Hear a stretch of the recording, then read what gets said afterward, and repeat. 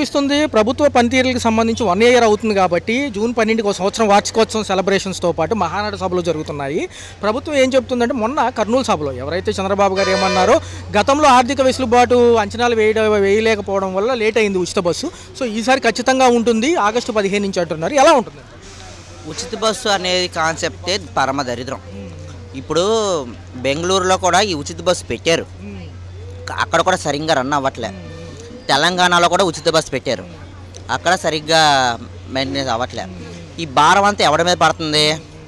ఒక ఆడదై బస్సు ఎక్కితే ఆ టికెట్ భారం ఎవరి మీద పడుతుంది? ఒక మగాడి మీద పడుతుంది. అర్థమైందా? ఇంకా మగాడి మీద పడితే ఇంకా కుటుంబ వ్యవస్థ మీద పడినట్టే కదా లెక్క, అవునా కాదా? అయినా ఉచిత బస్సు ఏందన్నా నాకు అర్థం కావట్లే. ఎవరి మీద పడతారు? ఎవరు అబ్బ సొమ్ము ఎవరు దీనికి పెడతారు? ఎలక్షన్స్లో అరవికామి హామీలు ఇచ్చారు కాబట్టి ఆమె తప్పక మాట తప్పదని ఇవ్వడమేనంటారు. అసలు హామీ ఇచ్చారు, ఆ ఉచిత బస్సు కోసమే ఎవరు ఓటేసిలే. ఆ అమ్మఒడు ఏవో ఉన్నాయి కదా వాటి కోసం వేశారు తప్ప ఈ ఉచిత బస్సు కోసం వేయలే. అయినా ఈ ఉచిత బస్సు కాన్సెప్ట్ అనేది పరమ దరిద్రమైన కాన్సెప్ట్.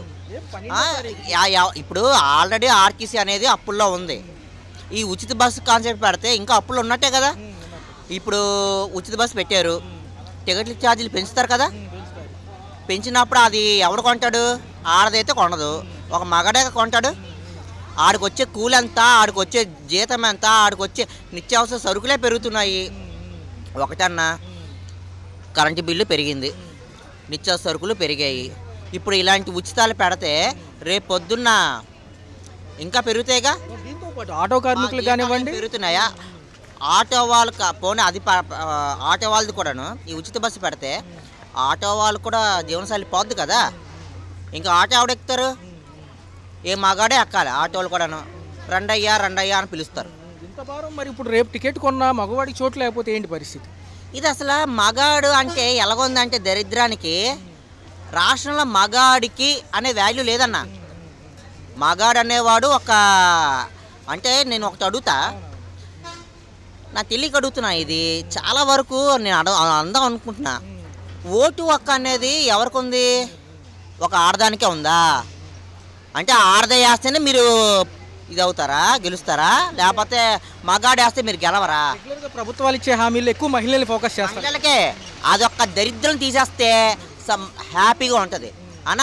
ఈ మహిళ ఒక విషయం చెప్తున్నా, మహిళ ఆడది అని ఒక ర్యాంప్ పెట్టబట్టే మన రాష్ట్రంలో రేపులు ఆడదానికి ఇది అన్నీ జరుగుతున్నాయి.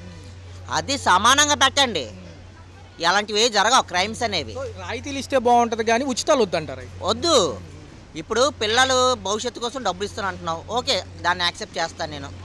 రైతు భరోసా ఇస్తున్నావు అంటాను, ఓకే దాన్ని యాక్సెప్ట్, ఎందుకంటే రైతులు ఏంది మనం ఉండడం. కానీ ఈ ఉచిత బస్సు దేనికి? ఇప్పుడు ఎక్కడికి వెళ్తారు? ఇంకో ఒక ఇన్సిడెంట్ చెప్పమంటావా? తెలంగాణలో ఒక ఫ్యామిలీ ఉంది, నేనే చూసా. ఆ ఫ్యామిలీ ఏమైందంటే ఒక గొడవ అయ్యింది మొగుడు పిల్లలకి. ఈ అమ్మాయి దగ్గర డబ్బులు లేవు, బస్సు ఎక్కి ఆధార్ కార్డు చూపించేసింది, బస్సు ఎక్కి ఇంటికి వెళ్ళిపోయింది. ఆడ సంకన ఆగిపోయాడు. ఇలాంటివి కూడా జరుగుతాయి, కుటుంబాలు కూడా సంకన ఆగిపోతాయి. అంటే ఒక పక్క ప్రభుత్వాలు కంపెనీలు ఆకర్షించడానికి 99 పైసలకు భూమి అని విశాఖపట్నంలో అంటుంది, ఇక్కడ ఎకరం 20 కోట్లు అంటున్నారు. ఈ సంవత్సరం పాలన ఎలా అనిపించింది అసలు? చాలా బాగుందన్న, ఎంత బాగా ఇంకా ఏ రాష్ట్రంలో కానీ మా ఏ దేశంలో కూడా ఇటువంటి పరిపాలన అనేది ఉండదు, అంత సూపర్గా జరిగిందనమాట. జై పవన్, జై చంద్రబాబు, జై మోడీ. ఎప్పుడు పోతారో దరిద్రం అప్పుడు పోయిద్ది. ఓకేనా? ఒక పక్క ఏమంటున్నాయంటే ప్రతిపక్షాలు సంవత్సర పాలన దగ్గరలో ఉన్నారు, రేపు జూన్ 13 కల్లా సంవత్సరం అయిపోతుంది. మరి ఏంటి, ఒక పక్క చూసుకుంటేనేమో పథకాలకి ఏమో 2 వచ్చినాయి, ఒక పక్క చూసుకుంటేనేమో గ్యాస్ సిలిండర్ కూడా ఏ పథకాలు వచ్చినాయి అన్న? గ్యాస్ సిలిండర్ ఒకటి, పెన్షన్ ఏది గ్యాస్ సిలిండర్ కూడా ఎవరికి పడలా. మాకు పడలేదు, ఎవరో కాదు మాకు పడలేదు. ఫ్రీ బస్సు లేదు, అమ్మ ఒడి లేదు పిల్లలకి, ఏది లేదు. ఏ పథకం వచ్చింది? పథకం అంటే ఇదే పథకాలు ఈ నెలలో రావాలి యాక్చువల్గా వాళ్ళు చెప్పినట్టుగా చూసుకుంటే, అసలు విడుదలే అవ్వలేదు. ఎందుకంటే అలా అనుకుంటే జగన్ ప్రభుత్వంలో ఈ పాటికి ఎప్పుడో అమ్మఒడి పడిపోయేది. ఆల్మోస్ట్ పథకాలన్నీ పెన్షన్లు కూడా రీసెంట్గా మా ఇంటి దగ్గర ఒక పేషెంట్కి బాగోకపోతే ఆమె పెన్షన్ హాస్పిటల్కి ఇవ్వమంటే వాళ్ళ సార్ని అడగాలంట. అదే ఇంతకుముందు అయితే వాళ్ళు ఏ ఊర్లో ఉన్నారో అక్కడ కనుక్కొని అక్కడికి ఇచ్చి పంపించేవాళ్ళు, వాలంటీర్లు ఉండేవాళ్ళు. వాలంటీర్లు. ఇప్పుడు అదే వాలంటీర్లు మా సార్ని అడగాలంటున్నారు.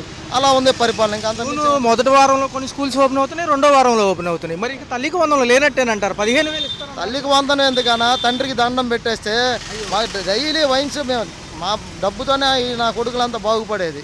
మా సొమ్మే తింటున్నారు. లిక్కర్ స్కామ్లో ఏమో జగన్ అరెస్ట్ చేస్తారంటే ఇక్కడ చూస్తే రేట్లు పెంచున్నారు. మరి వీళ్ళు ఏం చేస్తున్నారు? ఇప్పుడు బార్లో వైన్స్లో ప్రతి క్వార్టర్కి 10 రూపాయలు ఎక్స్ట్రా. ఎవడమ్మని తెంగినోడు సొమ్ము ఎవడు గుద్దలోకి వెళ్తుంది. అది జగన్ మీద పడి ఏడుస్తారు పొద్దుగూకులు. నా అయితే నోటికి బూతులు కూడా వస్తాయన్న. ఆయనది మీరు వేరే రకం చేసుకొని చేసినా ఆయన లాంటి పరిపాలన మీ జీవితంలో చేయలేరు, రాదు కూడా. ఒక పక్క మోకాళ్ళ లోతు నీళ్లు మొన్న వర్షానికే మునిగిపోయింది ఐకానిక్ టవర్ ఏరియా మొత్తం అక్కడ. మరి ఇప్పుడు ఎలా కడతారు, ఏం చెప్తున్నారు అర్థం కావట్లేదు జనాలకి. చెప్పండి ఒక్క నిమిషం.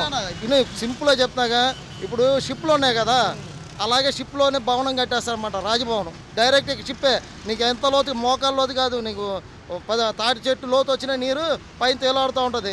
ఈయన హెలికాప్టర్లో వచ్చి మీటింగ్ పెట్టుకొని వెళ్ళిపోతాడు. 44,000 ఎకరాలు సేకరించి కౌలు డబ్బులు ఇస్తారంట. వీళ్ళే ఎకరం 20 కోట్లకు అమ్ముతారంట. సరే అన్న, కొద్దిగా నాకు పని ఉంది, పిల్లలకి టైం అయింది. ఈ బస్సులకి పథకాలు అన్ని అమలు దిశగా వెళ్ళినాయి అని ప్రజలు అంటున్నారు. ఇప్పుడేమో వాలంటీర్ లేదు, ఏమనిపిస్తుంది అన్న? ఇప్పుడు పథకాల వరకు వెళ్తున్నావు నువ్వు. అసలు నీకు జగన్ సార్ ఉన్న ప్రభుత్వం ఉన్నప్పుడు దేనికైనా లోటు ఉందా అన్న? నేను మామూలు పర్సనల్గా అడుగుతా. నేను గత 5 సంవత్సరాల నుంచి ఇక్కడ ఉన్నా. చూసుకున్నట్లయితే ప్రభుత్వం అత్యంత దగ్గరగా ఉంది కదా సామాన్యుడికి కూడా. అన్న ఎక్కడన్నా, ఎక్కడ సామాన్యుడికి ఫ్రీ బస్ అన్నారు, ఏదన్నా ఇంత మటుకు లేదు. గత హయాంలో నేను అనేది గత హయాంలో అన్న, గత హయాంలో అసలు నీకు చిన్న కరోనా టైంలో ప్రతి రోడ్డుకి ప్రతి వాలంటీర్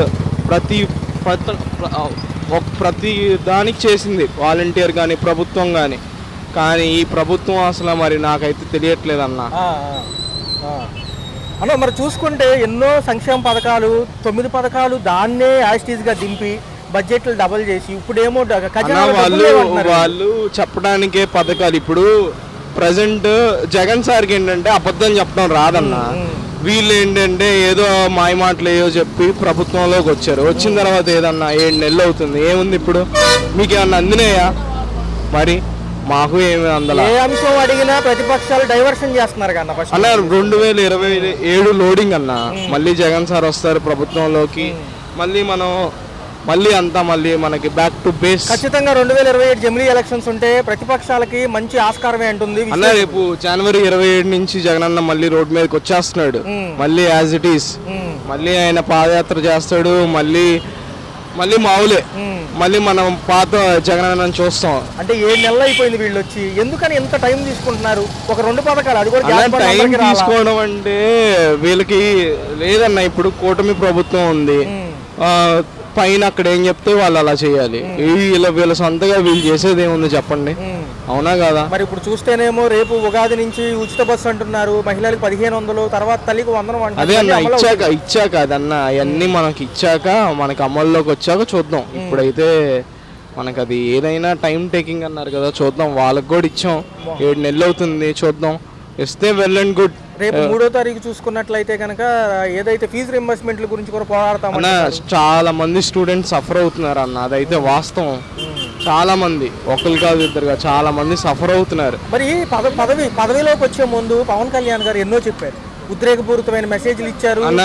ఇప్పుడు కొంతమంది అమ్మాయిలు కనిపించట్లేదని స్టేట్మెంట్ ఇచ్చారు. ఆ స్టేట్మెంట్కి ఇప్పుడు వరకు ఒక ఆన్సర్ లేదు అన్న. నీకు వాస్తవంగా చెప్పాలంటే ఏదో ఒక కక్షాపూర్తి అయిన రాజకీయంలానే ఉందన్న. మొన్నటి వరకు ఇన్ని గొడవలు లేవు అసలు. వాళ్ళని కొట్టడం వీళ్ళని కొట్టడం, అసలు దానికంటూ ఒక స్టేట్మెంట్ లేదు. మొన్న అదొక ఊర్లో ఒక అమ్మాయి చిన్న పాప చనిపోతే దానికి కూడా ఇంత మటుకు పవన్ కళ్యాణ్ ఏం చెప్పలేదు. ఏంటిదన్నా ఇంకా మనకి మాట్లాడితే రేషన్ బియ్యము, సీజ్ ద షిప్ ఇవన్నీ అంటున్నారు. సీజ్ ద షిప్ అసలు అది ఏంటన్నా, ఏదో వీడియో స్టంట్ లా, కాకపోతే ఆయనకి ఏదో మీడియా కవరేజ్ కోసం వెళ్ళి అక్కడ కూర్చొని అది చేసాడు. కానీ ఇంకేముందన్నా. సో ఫైనల్ గా ఎలా ఉండబోతుంది? 4 ఏళ్ళు అభివృద్ధి అంటారు కదా, చూడొచ్చు అంటారా? 2027 మళ్ళీ జగన్ వస్తారు. మళ్ళీ బ్యాక్ టు బేస్, మళ్ళీ జగన్ రావాలని మేము చాలా మనస్ఫూర్తిగా కోరుకుంటున్నాము. మళ్ళీ జగన్ వస్తేనే అన్ని జరుగుతాయి అన్న. Okay, thank you. స్టార్టింగ్ లో చెప్పారు కదా, ఇక ఆగదు అమరావతి అంటున్నారు. అది ఆయన అంత ముందు కూడా ఆయనే వచ్చి శంకుస్థాపన చేశాడు. ఇప్పుడు రెండోసారి సామెత ఎలా ఉందంటే అప్పటికిప్పటికి అప్పుడు ఒకసారి చేశాడు, ఆగిపోయింది. ఇప్పుడు వచ్చాడు మళ్ళీ బిగించేశాడు. ఇది ఎంత మాత్రమో తెలియదు ఎవరికి. కూటమి హయాంలో ఇంకా ఆగదు, ముందుకు వెళ్తుందన్నారు. తెలుగులో కూడా సంబోధించడం జరిగింది అందరినీ. ఇప్పుడు బిగించేసి 7-8 ఏళ్ళు 10 ఏళ్ళు అయిందా?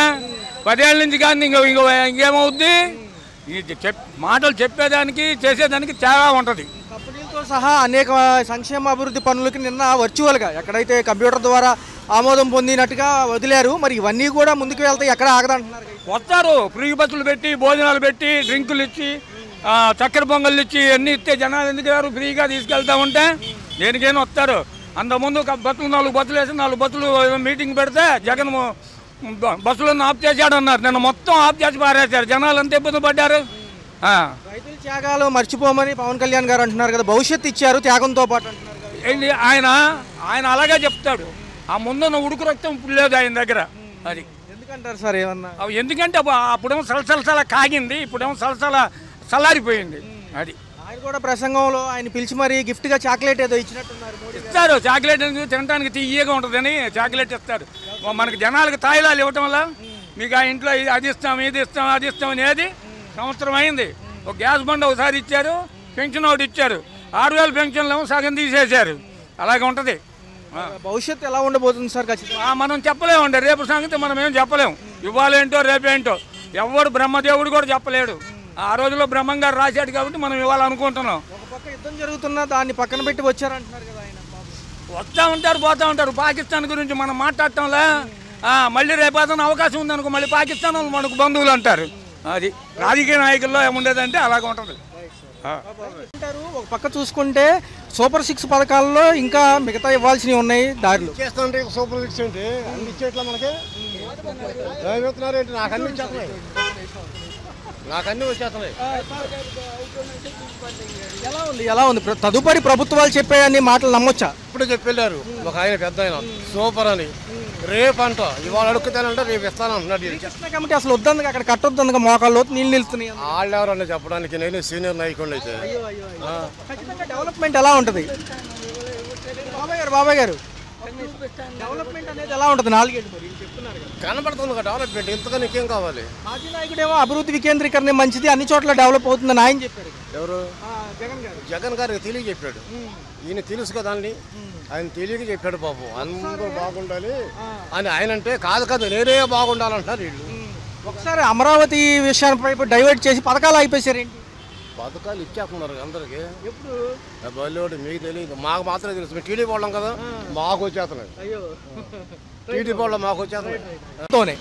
ఎకరం 99 పైసలకే విశాఖపట్నంలో భూమి ఇస్తారు. ఇక్కడ చూసుకుంటేనేమో అమరావతిలో ఎకరం 20 కోట్లు. ఏంటంటే ఒక 470 కిలోమీటర్ల తేడాలో ఇంత డెవలప్మెంట్. మరి మా చంద్రబాబు నాయుడు తమాషాలో సూపర్ చేస్తాడు. ఇంకా ఖచ్చితంగా డెవలప్మెంట్ ఉంటుంది అంటున్నారు కదా. రూపాయికి అమ్ముతాడు, డెవలప్ అవ్వక ఇంకేమవుద్ది? ఇంకేమి కావాలి? రూపాయికి ఎంత కాయ ఎంత ఉన్నది? 20 రూపాయలు. అక్కడ రూపాయికి వస్తుంది స్థలం. మరి ఇంకేం కావాలి? అంటే ఎలా ఉందంటే 20 కోట్లు ఒక ఎకరం అంటే ఒకసారి వేవ్ అనేది స్టార్ట్ అయితేనే ముందుకెళ్ళగలమని ప్రభుత్వం అంటుంది. సంపద సృష్టిలో కూడా భాగంగా అంటున్నారు కదా. ఎలా అర్థం కాదు? అంటే సంపద సృష్టిలో భాగంగా ఈ రియల్ ఎస్టేట్ బాగా పుంజుకుంటే రేపు డబ్బులు ఉంటాయి అన్నిటికి అంటున్నారు కదా. కదా చెప్పినప్పుడు అతిశయోక్తిగా ఉంటాయి కానీ ఎకరం 20 కోట్లు అనేది ఎక్కడ నమ్మశక్యం కావట్లేదు. నమస్తే అండి. ఎకరం 20 కోట్లు అన్నారంటే ఆయన మరి కొంటాకన్నాడు లేకపోతే అమ్ముటాకన్నాడో అయితే తెలియదు. కానీ ఏదేమైనా కానీ సొంత సులభాలకు అవసరపడి వాళ్ళు ఇష్టం వచ్చినట్టు మాట్లాడుతున్నారు. వైజాగ్లో వచ్చేసేమో ఎకరం వచ్చి 99 రూపాయలకే ఇస్తానన్నారు. ఇక్కడ వచ్చేసి 20 కోట్లు. ఏంటి డబ్బులా లేకపోతే సిరిగిపోయిన కోట్లా? మాట్లాడే విధానం కూడా ఉంటుంది. 20 కోట్లు అంటే దేనికి ఇవ్వాలి? నువ్వు వచ్చావు, ఫస్ట్ సారిని మోడీ గారిని తెచ్చావు, తీసుకొచ్చాడు, కాస్త మట్టి కాస్త నీళ్ళు ఇచ్చాడు, వెళ్ళాడు. అదే అంటే అది అన్నాడు, ఇది అన్నాడు, వెళ్ళాడు. రెండోసారి పిలిపించావు, కూర్చున్నావు, ఆహా ఓహో అన్నారే కానీ దాని గురించి ఏమీ మాట్లాడలేదు, ఏమి చేయలేదు. దానికి ఇంత నిధులు ఇస్తా, దానికి లేకపోతే కొంత నేను ఊరడు కల్పిస్తా, లేకపోతే కొంత దానికి సహాయం చేస్తా అనే మాట రాలా. సరే అవన్నీ పక్కన పెట్టు, ప్రత్యేక హోదా గురించి మాటే లేదు. తర్వాత వచ్చేసి కనీసం మనకి ఇంత ఖర్చు అయింది, ఏం దానివల్ల ఉపయోగం? 2 సార్లు పిలిపించావు, 2 సార్ల మీద నీకు ఎన్ని లక్షలు నష్టపోయింది కూడా నీకు తెలుసు. అయినా సరే ఎందుకు పిలిపించినట్టు దాని గురించి ఏమైనా మాట్లాడావా? ఏమి మాట్లాడాలా? విషయం ఏమంటున్నారంటే కరెక్టే, మీరు చెప్పింది కరెక్టే, అన్ని విషయాలు ఓకే అని అంటున్నారు. ఈ సభ జరిగిన అనంతరం తెల్లారి రోజు మోకాల్లోకి నీరు వర్షం కురిసింది. ఏదైతే ఉందో ఐకానిక్ టవర్ అంతకుముందు 3 నెలలు నీళ్ళు లాగిచ్చారు, అందులో నుంచి మళ్ళీ మునిగింది. అది నీళ్లు లాగే, అసలు ఉన్నదే నీళ్ళ ప్రదేశం అది. ఇప్పుడు నదికి పక్కన ఉంది. సంవత్సరానికి వచ్చి 3 రకాల పంటలు పండుతాయి. 3 పంటలు సంవత్సరానికి ఏవైనా పండి 3 పంటలు పండుతాయి. అది పంటలు పండే భూమే కానీ బిల్డింగ్లు కడతాకి ఇలాంటి భవనాలు కడతాకి అది పనికొచ్చే భూమి కాదు. ఇప్పుడే కాదు, ఇప్పుడు ఆనాడు సింగపూర్ వాళ్ళని పిలిపించారు, అది కాదండి అవదండి అన్నారు. మళ్ళీ ఇంకో వాళ్ళని పిలిపించారు, అది కాదండి అవదండి. 3 సార్లు సింగపూర్ వచ్చారు. సింగపూర్ వాళ్ళు వచ్చి నేను సింగపూర్ని చేపిస్తా అది చేపిస్తా అన్నాడే కానీ వాళ్ళే ప్రత్యేకంగా చెప్పేశారు కూడా, ఇది భూములకి కానీ తర్వాత భవనాలకు పనికిరాదు, కట్టినా కానీ కొన్నాళ్ళు కూలిపోతాయి అని కూడా చెప్పారు. మరి నువ్వు కావాలని నువ్వు అక్కడ క్రియేట్ చేయటానికి తప్పనిసి ఏమి లేదు. నువ్వు ఇవాళ చేసేది ఏంటి? 5 స్టార్ హోటల్స్ అని, తర్వాత వచ్చేసి మంచి పార్కులని, మంచి స్విమ్మింగ్ పూల్ అని ఇవన్నీ చేస్తున్నావు. దానివల్ల వచ్చే పేదవాడు బతకటానికి ఏమీ లేదు. నీకు ధనికుడు కోసమే నువ్వు చేస్తున్నావు, ఒక వర్గం కోసమే నువ్వు చేస్తున్నావు. కానీ నిజానికి నువ్వు పేదవాడి గురించి అసలు ఏనాడు ఆలోచించుకున్నట్లయితే సార్ వచ్చే నెల 13 కల్లా మనకి సంవత్సర పాలన కంప్లీట్ అయిపోతుంది. చూసుకుంటే పథకాలు 9 తిరిగేస్తే 6, ఆ 6 ఏమైపోయినాయి? 2 తప్ప మిగతాది అజాపజా లేదు, అంతా అమరావతి డైవర్షన్ అయిపోయింది. ఏంటి అమరావతి డైవర్షన్ అయ్యేదంటే ఇప్పుడు ఇవాళే కాదు, 14 సంవత్సరాల నుంచి ముఖ్యమంత్రిగా చేశావు. ఏ ఒక్క సమస్య కూడా నువ్వు ప్రజలకు చెప్పింది ఏది అమలు చేయలే. నీకు నచ్చినవి అయితే చేస్తున్నావు, లేకుంటే మానేస్తున్నావు. నువ్వు సంవత్సరం కాదు ఇంకా 10 ఏళ్ళు అయినా కూడా నువ్వు ప్రజలకు ఏమి న్యాయం చేయలేవు కూడా. ముఖ్యంగా సార్ 6 పథకాలకు సంబంధించి ఈ నెలలో 3 రావాలి. వాళ్ళు చెప్పినట్టుగా తల్లికి వందనం రావాలి, 2వ చూసుకున్నట్లయితే రైతులు పెట్టుబడి సాయం రావాలి, 3వ చూసుకుంటే మహిళలకు ఉచిత బస్సు ప్రయాణం. ఈ 3 ఏమైపోయింది? 3 తల్లికి వందనం అంటావా? తల్లికి వందనం ఇస్తావో ఇవో తెలియదు కానీ చదువుకునే పిల్లలకి ఫీజు రిమైండ్మెంట్ అది చాలా సంతోషం, ప్రతి ఒక్కరు చదువుకుంటారు. ఇక నువ్వు రైతులకి భరోసా ఏదో నేను ఇస్తా అన్నావు చూడు, రైతులకు నువ్వు ఏమి ఎక్కల మంచి నాణ్యమైన విత్తనాలు ఇవ్వు. వాళ్ళు పంటల్లో పొలాలు వేసుకోవటానికి కానీ దేనికైనా నాణ్యమైన ఇస్తే అదే చాలా గొప్ప వాళ్ళకి చేసిన మేలు. చూసుకున్నట్లయితే జగన్మోహన్ రెడ్డి గారు ఇప్పటికీ కూడా రాజధాని వికేంద్రీకరణకి కట్టుబడి ఉన్నాం, 3 చోట్ల అభివృద్ధి చేపేస్తూ ఇక్కడంతా నాశనం అయిపోతుందని చెప్పారు. 44,000 ఎకరాలు ఇప్పుడు వీళ్ళ దగ్గర తీసుకుంటే వీళ్ళకి ఇచ్చేది కవులు, వీళ్ళు 20 కోట్లకి అమ్మితే ఎకరం ఎవరు బాగుపడి? 20 కోట్లకి ఎకరం అమ్మేదారంటే అది కొన్న భూమి అమ్ముకున్నవాడు బాగుపడతామే కానీ భూమి కొన్నవాడు బాగుపడదు. అది లబ్ధిదారులు నష్టపోయేది కన్ఫామే. ఎవరైనా పోయేది ఏంటంటే నిజానికి అక్కడ జరుగుతున్నది. నువ్వు మళ్ళీ ఈ మధ్య నేను నాకు శంకుస్థాపన చేశాను, నా ఇల్లు ఇక్కడే కడుతున్నా ఉన్నావు, అది కూడా ఒక డ్రామాయే. నువ్వు ఇల్లు కడుతున్నావు అంటే నువ్వు ఇల్లు కడుతున్నావు తెలంగాణలోని ప్రతి ఒక్కరు భూములు ఇచ్చేస్తారు, ప్రతి ఒక్కళ్ళు నీకు మేలు చేస్తారు అనే భావంతో నువ్వు చేస్తున్నావు, అంతేగాని ఏమీ లేదు. ఎలా ఉండబోతుంది 4 ఏళ్ల భవిష్యత్తు అంధకారమేనంటారా? ఎందుకంటే తేడతెల్లం అయిపోయింది, ఎక్కడా కూడా చేతిలో అరివి కాని రేట్లు ఉన్నాయి అంటున్నారు. అమరావతిలో కొనేవాడు ఎవరున్నారు? కొనేవాళ్ళు ఎవరున్నారంటే నువ్వు తీసుకొస్తాడు ఆయన, ఎక్కడి నుంచి తెస్తాడు? ఎన్ఆర్ఐల్ని అంట పెట్టుకొచ్చేసి ఒక వర్గానికి మాత్రం ఆ చుట్టుపక్కల ఉన్న వాళ్ళందరినీ కొనుక్కోమని వాళ్ళకే చెప్పుకుంటాడు, అంతేగాని ఎన్ఆర్ఐలను పిలిపించాడంటే వాళ్ళు కొనుక్కుంటారు. ఈయనకు చుట్టూ ఉండేది ఎన్ఆర్ఐలు, ఈయన అంతవరకే. పేద ప్రజలు ఉంటాకి ఏదో మధ్యతరగతోడు ఉంటాకి ఏమి ఉండదు అక్కడ. ఇప్పుడు చాక్లెట్ అంటే చిన్నపిల్లలకు చాక్లెట్ ఇస్తే అంత ఆనందంగా ఏడ్చే పిల్లలు కూడా అయిపోతారు కదా, ఆ విధంగానే ఆయన గారు మరి తెలిసి తీసుకున్నాడు, తెలుగు తీసుకున్నాడు. ఆ చాక్లెట్ కూడా చంద్రబాబు నాయుడు గారు ఈ మోడీ గారికి ఇస్తే మోడీ గారేమో పవన్ కళ్యాణ్ గారికి ఇచ్చాడు. ఆ చాక్లెట్ తీసుకున్నాడు, ఎంతో ఆనందపడుతున్నాడు. అబ్బా నాకే చాక్లెట్ ఇచ్చాడు అనుకుంటున్నాడే కానీ ఏంటో నన్ను చిన్నపిల్లలాగా చూశాడనే మాటే లేదు ఆయనకి. హలో, తెలుగు రాజ్యం ఛానల్ చూస్తున్నారా? సామాజిక రాజకీయ జీవన చిత్రణే తెలుగు రాజ్యం. అతిశయోక్తులు అసత్యాలు ఉండవు.